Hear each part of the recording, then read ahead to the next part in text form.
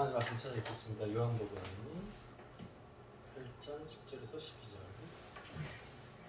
제가 수화를 읽고 다 같이 따라서 읽겠습니다.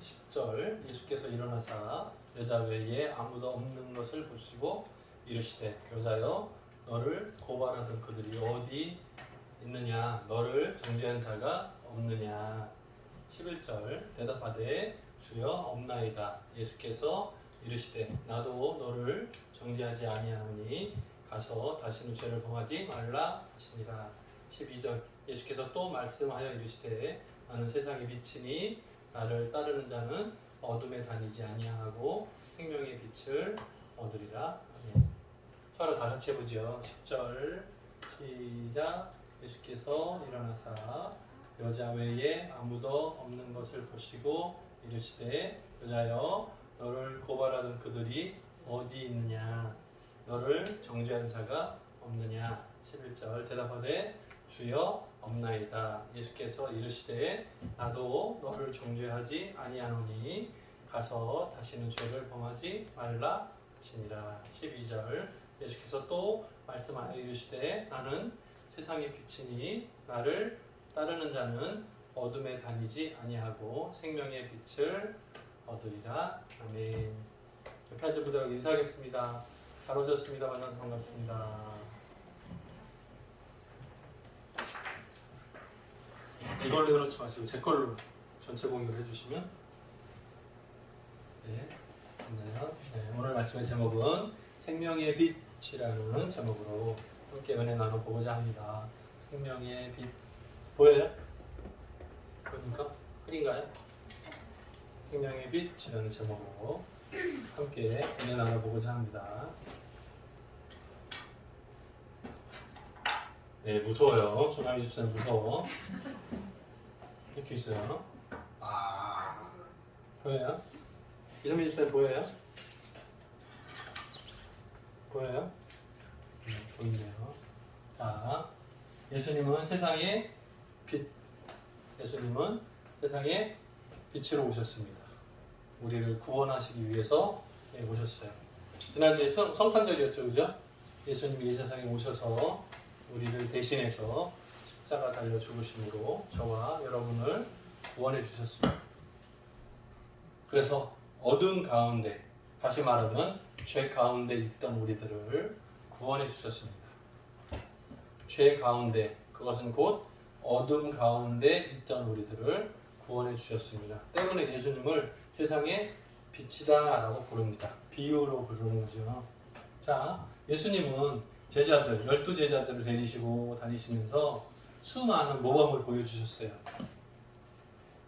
그 모범 가운데 대부분이 무엇인가 하면 하나님의 사랑을 이웃들에게 사랑으로 실행하라 하는 겁니다.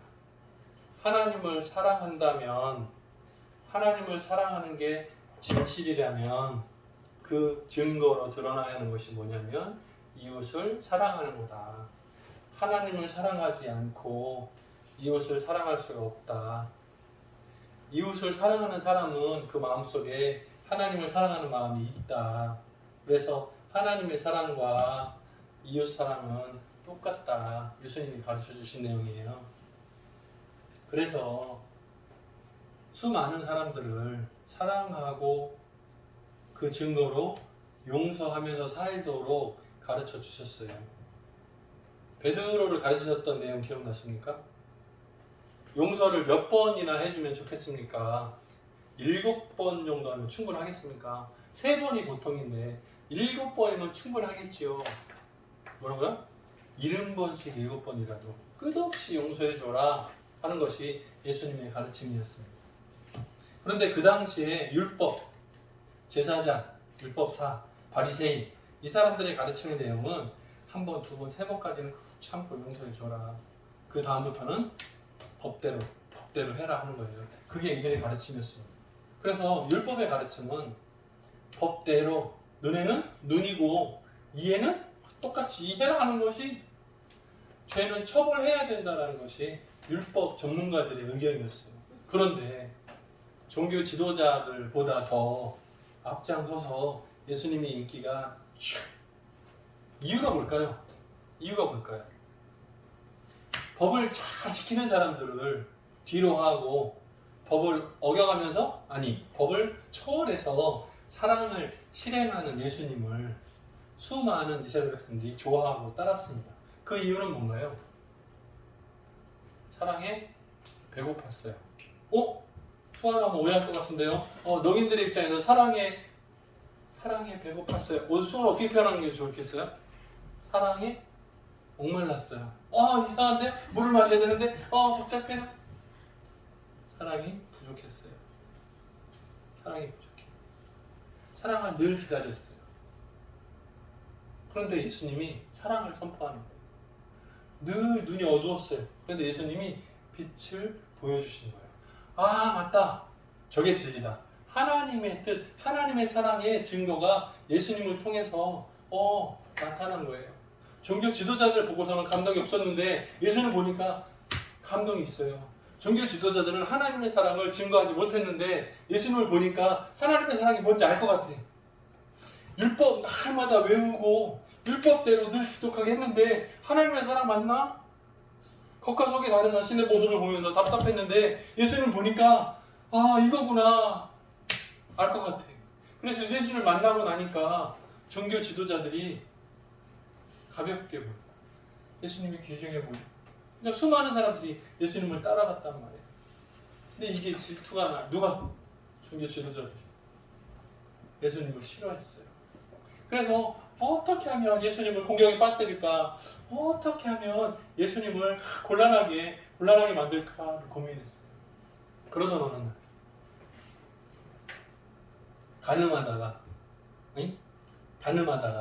가늠하다가 현장에서 잡힌 여자를 끌고 왔어요. 자, 불법으로 성관계를 맺던 여자를 끌고 왔어요. 그것도 아침 일찍. 그럼 예수님한테 묻는 거예요. 둘 중 하나.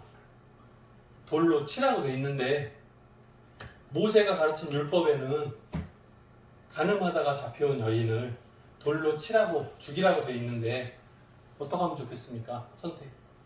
결정해 주십시오. 자, 그러면 율법에 하면 돌을 던져서 죽여라. 그러면 로마법에는 죽이는 것은 유대인들의 권한이 아닌 거예요. 그러니까 이런 식으로 질문한 것, 그 이유가 무엇인가 하면 용서해 주어라. 그러면 모세의 율법을 어기는 것이 되고 죽여라. 그러면 로마 정부의 권한을 빼앗는 것이 되고 둘 중에 어떤 결정을 하더라도 예수님은 올가미 결정이 돼 있어요.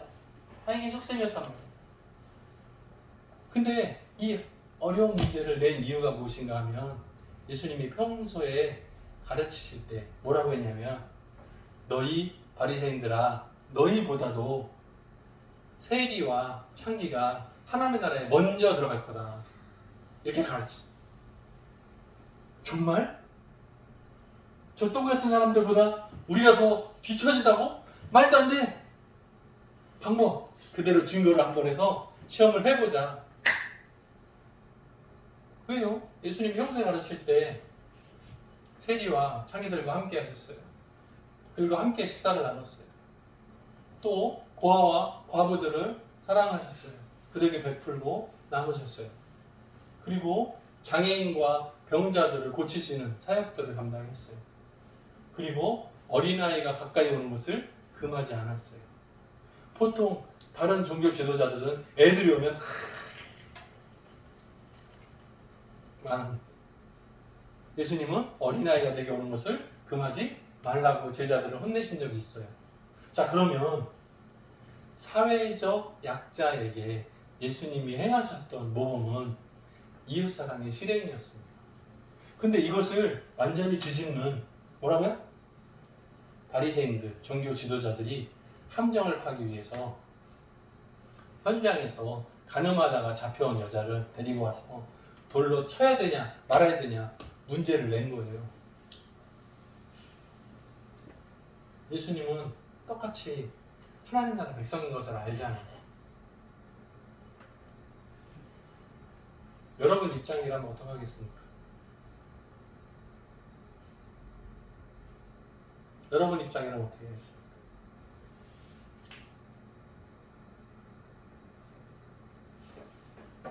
예수님은 대답하시는 대신에 땅바닥에 사람들이 많은 본이 보는 가운데 글씨를 뭐라 쓰셨습니다. 그 내용에 대해서는 우리가 또 하나 기억했다가 천국에 가면 꼭 예수님 땅바닥에 쓰신 게 무슨 내용입니까? 물어봐야 돼요. 네, 이거 명확지 않아요. 추정하는 사람들은 많죠. 추정. 뭐라고 썼을까요? 궁금해. 뭐라고 썼을까요?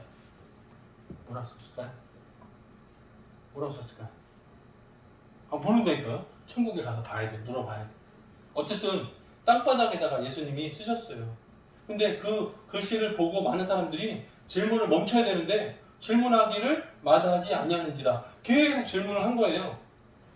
그러니까 예수님이 다시 말로 말씀하시는 거예요. 뭐라고요? 너희 중에 죄 없는 자가 먼저 돌로 쳐라.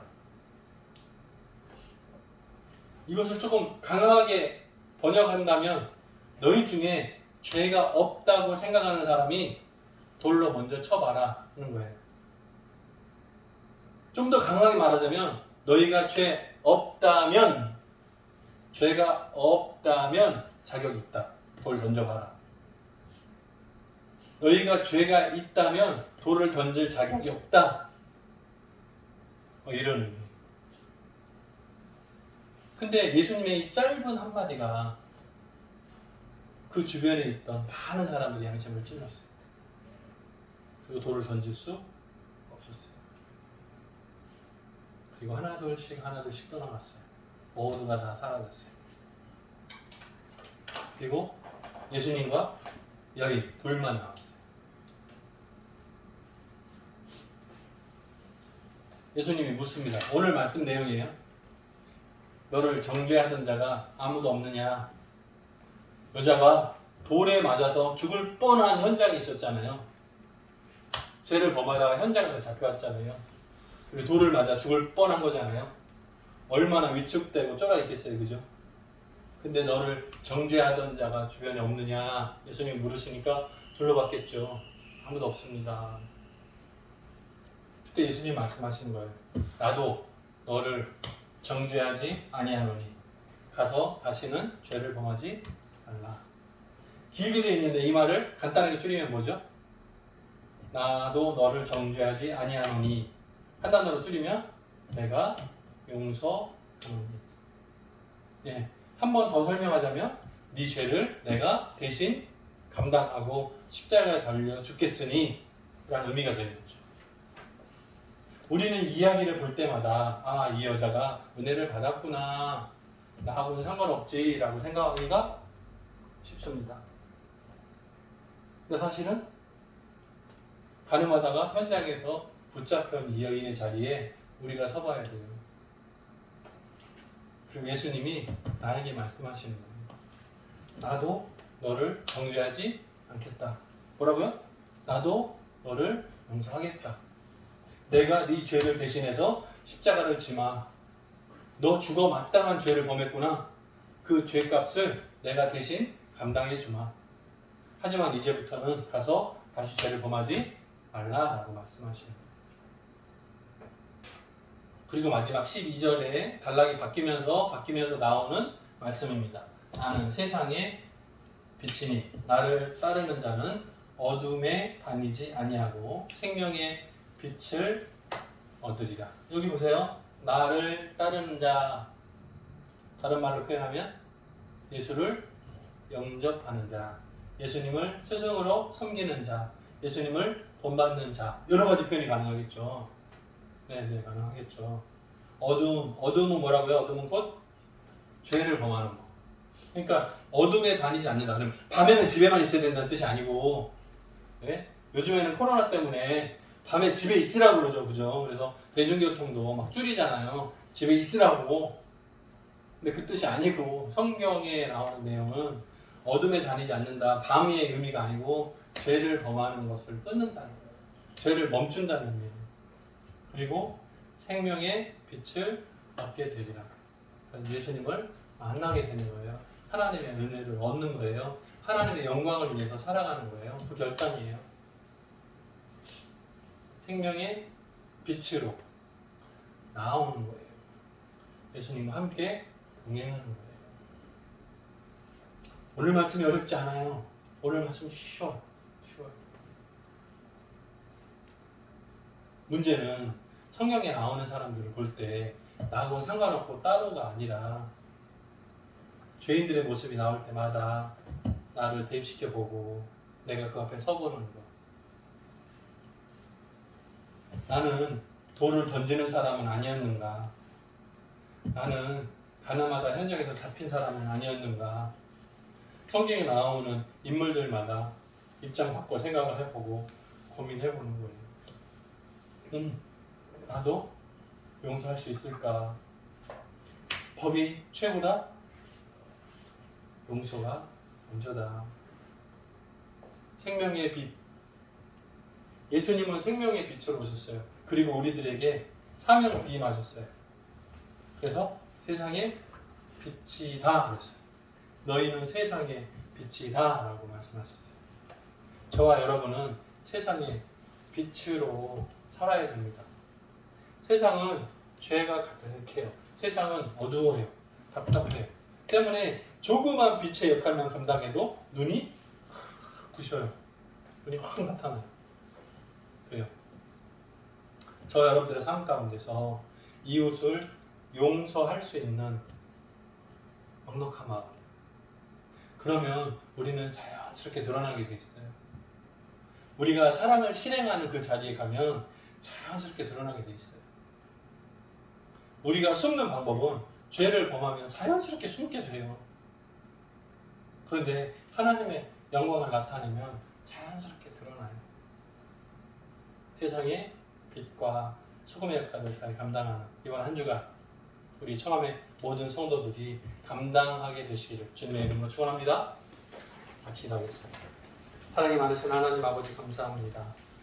세상의 빛으로 오신 예수 그리스도 우리들에게 모범을 보여주시고 그 길을 따르게 하시니 감사합니다. 예수님의 말씀하신 대로 나를 따르는 자는 생명의 빛을 얻으리라 선포해 주셨는데 예수님을 따라서 예수님의 말씀을 순종하고 결단하는 우리 청함의 모든 가족들 되게 도와주옵소서. 감사드리옵고 예수님의 이름으로 기도드립니다.